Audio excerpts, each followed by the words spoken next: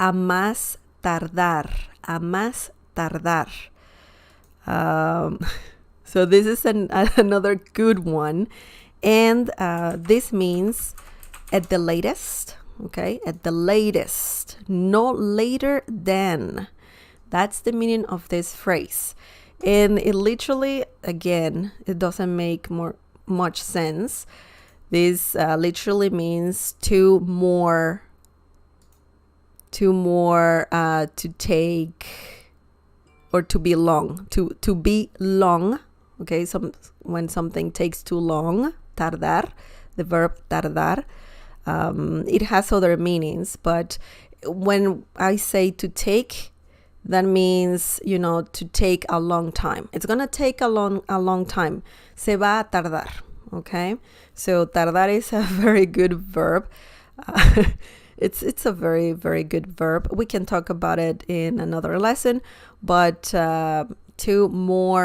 to take, I say to take a long time or to not take a long time. It's kind of weird, but it kind of makes sense because we're talking about time. We don't want something to take too long. At the latest, no later than. So let's look at some examples and let's see how it works. Quiero todo listo. Quiero todo listo a más tardar a las 8. ¿Ok? Quiero todo listo a más tardar a las 8. Okay? So this means I want everything ready no later than 8 p.m. I mean, I said a las 8, but you can say a las 8 p.m. Okay, so you just say the letters p.m. p.m. And let's break it down. Let's break this down. First, the phrase is a más tardar, right here in the middle. Okay? So, quiero means I want. Todo listo. Todo listo means everything ready. Todo, everything. Listo, ready. A más tardar, no later than. A las 8 p.m. 8 p.m. So usually when you're talking about time, for example, someone asks, when are you going to be here? ¿A qué horas vas a llegar? A las 8. Usually people say that. A las 8 p.m., a las 9 p.m., a las 9 de la mañana, a las 8 de la noche. So a las is very commonly used to say, when talking about time, when you're saying, it's going to happen at this time. A las 8 p.m., a las 10 de la noche, a las 10 de la mañana. So we usually don't say just the time. Like in English, you say 8 p.m., right? We usually say a las 8 p.m., okay? So this is very important to know as well. If someone asks you something about, when are you going to be here?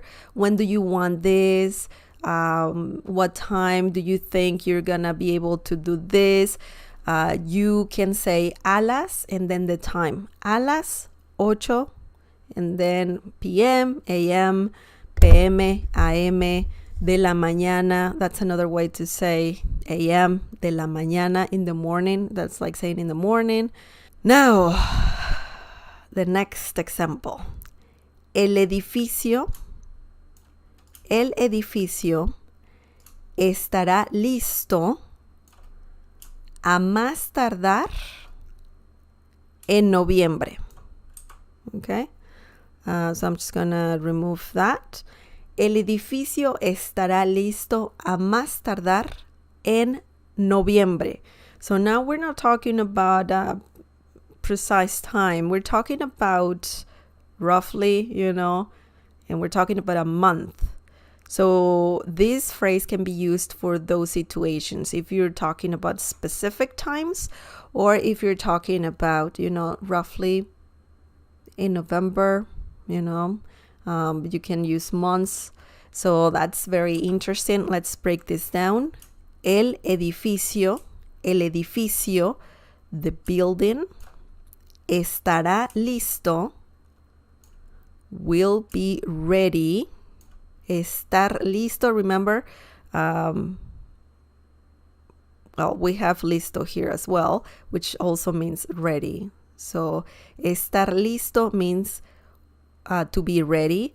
Estará listo, future tense, will be ready. A más tardar, this is the phrase, the advanced phrase. A más tardar, in this case, we have at the latest, right? The latest. And en noviembre, by November, sorry. So en is another preposition that can mean many different things: in, on, by. So yeah, I have lessons about en and other prepositions, but in this situation, en noviembre, when talking about something's gonna be ready by this time, en works as, you know, saying, or it's like saying by noviembre, November. Okay, so that's the month, noviembre. Remember the V sound in Spanish. I always say this because I get so many comments from people saying why the letter V sounds like the letter B.